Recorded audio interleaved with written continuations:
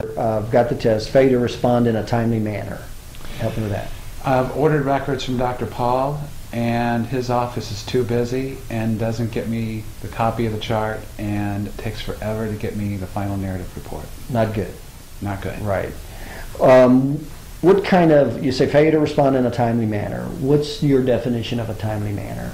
You contact the office. There's an expectancy that if I send you a fax request for a copy of your chart and a narrative report, that your office is going to respond in or about within 3 weeks. Okay. So I can do that demand letter. Okay, so you'll have the records within 3 weeks. That's a pretty good amount of time. Okay. Well, there's other attorneys that will be calling very next week, Right. or the very next day, Right. and I understand it can vary. It varies depending on the case, Okay. but we're just speaking generally. Right. Okay. So that's what you would say the definition of timely manner, failure to timely process final report. What's your comment on that? Just like we mentioned, Okay. I've ordered the chart and final from Dr. Paul, and he sent me the chart, but I can't get the final. Yeah.